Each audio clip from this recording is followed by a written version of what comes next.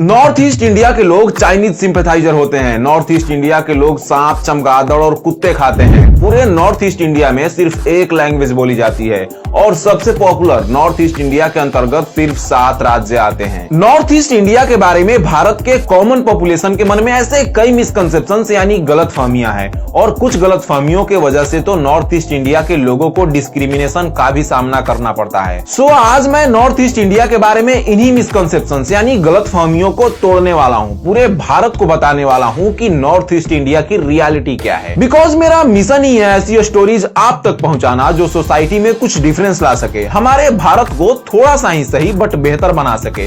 सो अगर आपको ये वीडियो पसंद आता है तो इस वीडियो को शेयर कीजिए। नॉर्थ ईस्ट इंडिया के अंतर्गत सिर्फ 7 स्टेट्स, सिर्फ 7 राज्य आते हैं। नॉर्थ ईस्ट इंडिया के बारे में लोगों के मन में ये सबसे बेसिक और सबसे बड़ी गलतफहमी है। सिर्फ मेनलैंड इंडियंस ही नहीं, खुद नॉर्थ ईस्ट इंडिया के लोगों के पास भी इस बात को लेकर गलत जानकारी है। जबकि ट्रूथ ये है कि नॉर्थ ईस्ट इंडिया के अंतर्गत सिर्फ 7 राज्य नहीं बल्कि 8 राज्य आते हैं। अब कुछ लोगों को लगता है कि ये सिर्फ मैप पर डायरेक्शन देखकर डिसाइड होता है कि नॉर्थ ईस्टर्न रीजन में कौन कौन से स्टेट्स आएंगे। ऐसे लोगों के मन में आज मैं क्लैरिटी लाना चाहता हूं कि नॉर्थ ईस्ट इंडिया के अंतर्गत कौन कौन से राज्य आएंगे ये सिर्फ डायरेक्शन देखकर डिसाइड नहीं होता। नॉर्थ ईस्टर्न काउंसिल एक स्टैट्यूटरी एडवाइजरी बॉडी है जो नॉर्थ ईस्टर्न रीजन के ओवरऑल डेवलपमेंट पर ध्यान देने के लिए 1971 में बनाई गई थी और यही नॉर्थ ईस्टर्न काउंसिल ये डिसाइड करता है कि नॉर्थ ईस्ट इंडिया के अंतर्गत कौन कौन से राज्य आएंगे। 2002 से पहले नॉर्थ ईस्ट इंडिया के अंतर्गत सिर्फ 7 राज्य आते थे बट 2002 में सिक्किम को भी जोड़ लिया गया और अब नॉर्थ ईस्ट इंडिया के अंतर्गत 7 नहीं 8 राज्य आते हैं। अरुणाचल, आसाम, नागालैंड, मणिपुर, मिजोरम, त्रिपुरा, मेघालय और सिक्किम।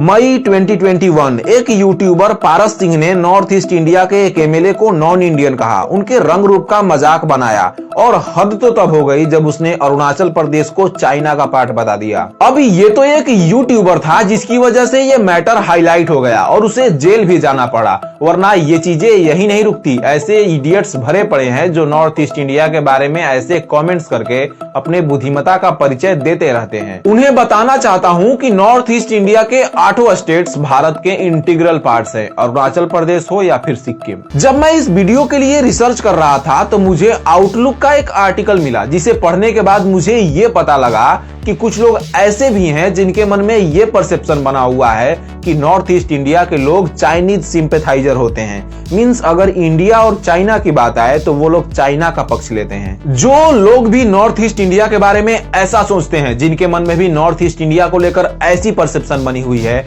उनसे रिक्वेस्ट है आप जो भी परसेप्शन बनाते हैं, आप जिस किसी को भी जज करते हैं, कोशिश कीजिए कि वो फैक्ट्स पर बेस्ड हो। जम्मू एंड कश्मीर में पाकिस्तान के साथ लड़ना हो या फिर सिक्किम और अरुणाचल प्रदेश में चाइना के साथ, नॉर्थ ईस्ट इंडिया के सोल्जर्स भी उतने ही देशभक्ति से लड़ते हैं जितना बाकी स्टेट्स के सोल्जर्स। जून 2020 की बात है, गलवान वैली में चाइना के साथ क्लैश में 20 इंडियन आर्मी के जवान शहीद हो गए। इस खबर से नॉर्थ ईस्ट इंडिया के लोग भी उतने ही आहत हुए जितने बाकी भारत के लोग, बल्कि नॉर्थ ईस्ट के लोग इतना आहत हुए कि कुछ लोगों ने दिल्ली में चाइना के अगेंस्ट प्रोटेस्ट भी करी। सो सबसे रिक्वेस्ट है आपको किसी भी कम्युनिटी के देशभक्ति पर सवाल उठाने से पहले उनके बलिदानों के बारे में जरूर पढ़ लेना चाहिए। नॉर्थ ईस्ट इंडिया को लेकर अगला मिसकंसेप्शन ये है कि पूरे नॉर्थ ईस्ट इंडिया के लोग सेम लैंग्वेज बोलते हैं, एक लैंग्वेज बोलते हैं।